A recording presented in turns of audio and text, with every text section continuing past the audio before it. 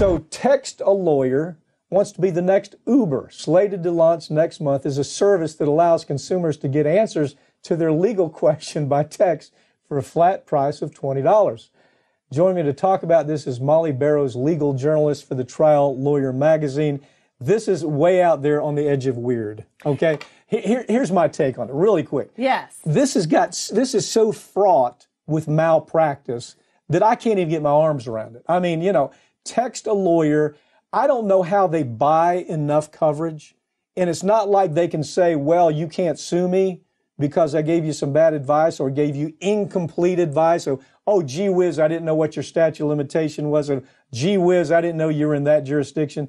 This is so piled up with malpractice, it just makes me crazy. Well, it's going to be interesting because the business model of Uber is pretty simple. It's basically connecting a customer or a client with a service, and your app is your middleman. So that's what this guy's trying to do. His name's Kevin Gillespie. He's out of Oregon and Washington. In fact, that's the only two states where this is going to launch. But he's been working with a national law firm to try to, iron out the legal wrinkles, if you will, and make sure that they meet all the legal criteria in every state. And I think they've done that. He says, supposedly in all but just a couple. So he's going to need more investors or whatever to take it national, but he's starting small in those two states that I mentioned, and he's also just dealing with tenant landlord issues. So the concept is fairly simple. Again, he's targeting his client base is moderate to low income, people that normally couldn't afford an attorney. Maybe they've got some tenant, landlord dispute questions, and so they can go to this service, if you will, fill in a little bit of information, and then there's that's one. So it works just like the Uber app. You have your clients or customers that want the ride. Then you got the second pool of riders that are available to take the call. So you have your group that goes in, has a legal question. Then you have your pool of attorneys that are waiting to respond to that. Each of these attorneys, every time they log in, they've got to verify their bar rating, their status rather, as well as their ratings with various different, legal measurements, if you will. So they do try to take steps to cover their butt. They have the client sign a form saying, I'm not going to hold you accountable if you mess me up. Here's the problem. You can't do it. Okay, you cannot, in a malpractice case, hold yourself harmless. Well, it's supposed to be simple cases, okay, right? now let me talk about that just a second. Simple cases might work. So subjective. But it's got to be so simple that it's the same status wherever you go. There are so many moving parts on this. Look, when I saw this story, my initial reaction was this had to do with maybe business getting. In other words, that this guy might have been in Oregon and he's got lawyers throughout the country that he's trying to send cases to, okay?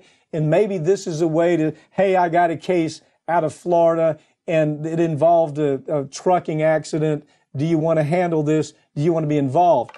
Even that is really a dangerous process. Well, you know what it reminded me of, especially with the pricing structure, because you pay $20 to even access the information. And then suppose that, I Molly Barrows, I contact you, you're the attorney waiting, Mike Papantonio, you're answering my questions about a bad renter or a tenant that won't leave. And then I've got a couple of follow-up questions for you. Well, if our time is up, then I pay you an extra $9 for answering these follow-up questions. So it's almost like getting your palm read, This is not exactly like WebMD. Okay, WebMD is, my foot hurts. It's a weird pain that's radiating up my leg. Let me do WebMD and see what it says. Well, they don't say, here's the cure. They simply say, you might want to consider these things. You can take it that far. Here, what's this guy's name? Kevin Gillespie. Mr. Gillespie. I would tell Mr. Gillespie to get a lot of coverage. Because get a lot of coverage and keep it so simple that, you can't really color outside the lines. And I think that's where you're going to have your disputes. People don't know what simple is. They may think their case is simple. Lo and behold, it may actually be for one of these attorneys, but it may not be. Well, you could have issues like states that you have uncontested divorces, for example. You could say, here's a list of things you need to know. I'm not giving you advice on this, but here's a list of things that you need to know. And oh, by the way, here's some lawyers you might want to talk to. That maybe is another realm of protection. Don't get me wrong, Molly. I like this kind of thing where you do make law and legal issues more approachable. Mm-hmm. But when you're paying $20 and you're getting any kind of advice, And it's going up every time you have a follow-up question. Yeah. It's almost like getting your palm read. Yeah. You know, you're calling Deanne Warwick going, hey, what's going to happen in the future? Oh, $5 more. Oh, $5 more, or whatever the case may be. So they do charge you a little bit for additional questions, but they are trying to wrap it up, I guess, to where you're satisfied as a client. Thank you. Thank you, Well, Pat. let's keep up with this as it develops.